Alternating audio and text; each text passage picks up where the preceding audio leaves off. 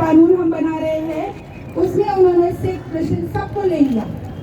इस वजह से उन्होंने लव जिहाद बोलो, मॉब लिंचिंग बोलो, बीफ बैन बोलो, आर्टिकल 370 बोलो, ऐसे कई मुद्दे उठा के साबित करने की कोशिश किया कि हम ये 14% के ऊपर कैसे हावी हो सकते हैं, यानी कि बाकी 86% का कॉन्फिडेंस जीत रहे थे।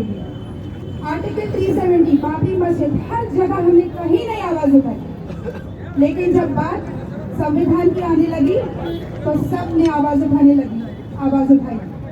अब बात यह है एक बिल पास करने की नहीं, बात इससे ज्यादा और आगे की है। ये बिल में क्या मौजूद रखे इन्होंने कानून के पॉइंट्स। उन्होंने एक मजहब को बॉयकॉट किया आज दिखाने के लिए, लेकिन जब ये तानाशाही इनकी बढ़ती जाएगी, ये हर वो मजहब को बाहर निकालते जाएंगे। मेरा मानना ये है कि अगर हम इतने सालों से ration card, voter card, PAN card, driving licence, ये सब तुम्हारी फोटो आइडेंटिटी प्रूफ है। 2014 से इन्होंने आधार कार्ड बनाया, राइट? तो ये अब क्यों नहीं मानते वो आधार कार्ड को कि ये चीजें इंसान की पहचान है? इन्होंने लाया CAA एक्ट, जिसमें से इन्होंने एक मजहब को अभी फिलहाल बाहर निकाला। अब ये आए हैं नेशनल पॉपुलेशन रजिस्टर। जब लोगों ने आवाज उठाने लगे CAA के ऊपर, तो एक नया मुद्दा परसों से लेके आ गए हैं जिसका नाम है NPR।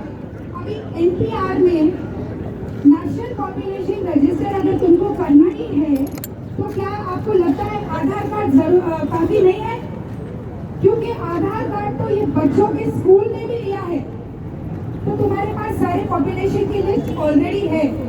अब जब ये नेशनल पॉपुलेशन रजिस्टर आपसे मांगेंगे, तो ये क्या मांग रहे हैं इसके अंदर? आपका नाम, आपकी पहचान, आपके घर में कौन है, घर में कितने लोग हैं, शादीशुदा जिंदगी में कैसे मतलब कौन है आपके हस्बैंड वाइफ, क्या काम करते हैं, पिछला काम आपने कहाँ किया, पिछले आप अगर शिफ्ट होकर घर आए, रेसिडेंस कहाँ था, अब एक प्रोफेशन का डिटेल, बैंक बैलेंस का डिटेल, मजहबी डिटेल, सब कुछ मांग रहे। अगर तुमको पॉपुलेशन ही गिनना है तो तुम इतने डेप्थ में क्यों मांग रहे थे? क्यों? ये दिखाना चाह रहे हैं कि हम CAA में तुम्हारी बात सुन रहे हैं, लेकिन इस तरह से कान पकड़ के NPR को आगे लागू करें।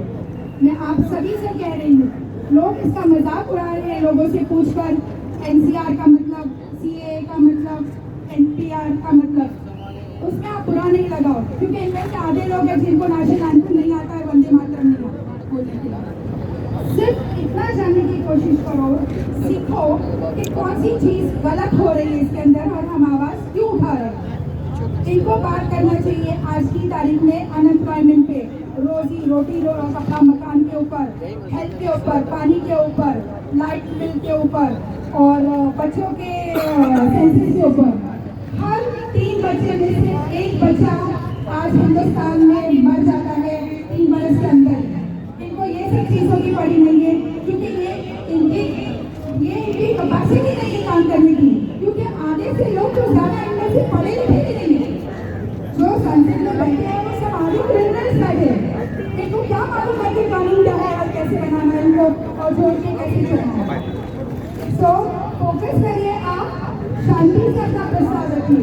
एक बात का मुझे दुख है, ये आवाज है हमारे भाई को।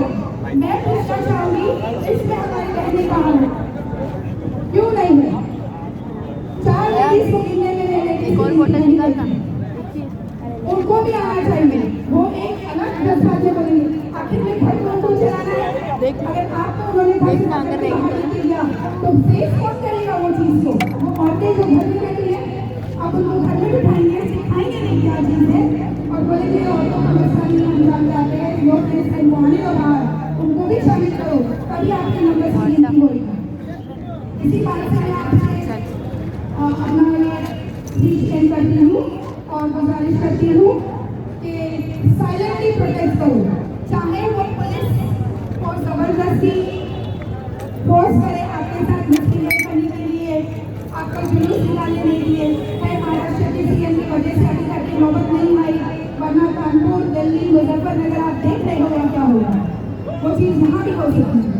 बट रुकना नहीं, कोई आपको ये नहीं बोल सकता है कि आप अपना प्रस्ताव गवर्नमेंट को आगे नहीं रख सकते। Nobody has the right to say that. हर इंसान बनकर खड़ा है, पूछ सकता है कि ऐसा क्यों।